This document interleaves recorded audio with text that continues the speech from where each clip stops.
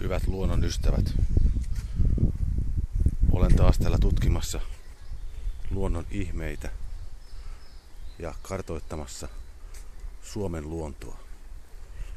Olen juuri nähnyt kaukaisessa taivaanrannassa pienen väläyksen ehkäpä maailman vaarallisimmista eläimistä, valkoisista pöllyköistä.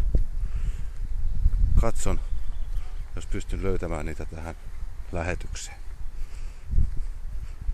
Ne olivat äsken tuolla,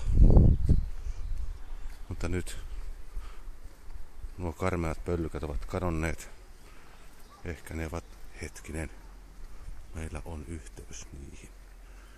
Ne ovat tuolla vedessä saastaisen valkoisina heinien kimpussa. Siellä niitä on. Vaarallisia pöllyköitä. Kun ne ovat puhtaan valkoisia. Niillä on 5 pientä pöllykköä. Siellä ne ovat ällöttävät pöllykät.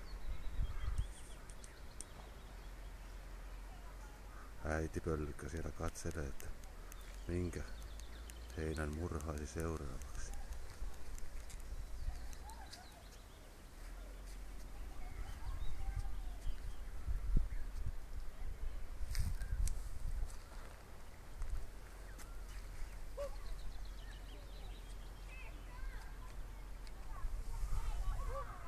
Niitä on 6 pikkupöllykköä.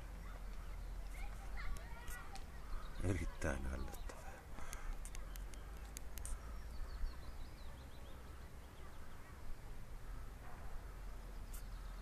Siellä ne murhailevat heinälapsia ja kaunista pohjamutaa.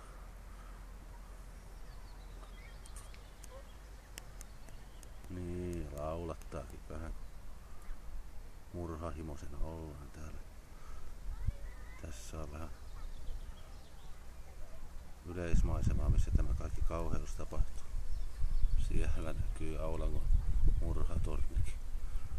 Pöllyköiden majakka. Sen mukaan ne suunnistavat tänne ilmeisestikin jostain ulkomailta. Kyllä pitäisi persujen tehdä jotain. Hirveitä, kun tämmöisiä möllyköitä päästetään meidän heiniä tänne syömään. Siellä ne ovat heinämättään kintussa ja nussuttavat herkkuheinää. Persut ei tee mitään. Lokki kaartelee ja ihmettelee, että mihinkä minun suomalainen ruoka viedään. Siinä menee yksinäinen lokki. Ja ihmettelee, kun valkoiset pöllykät varastelevat heiniä. Päätän tämän karmean raporttini lähestulkoon itku silmässä. Hööp, hööp, sanoo pöllykkä.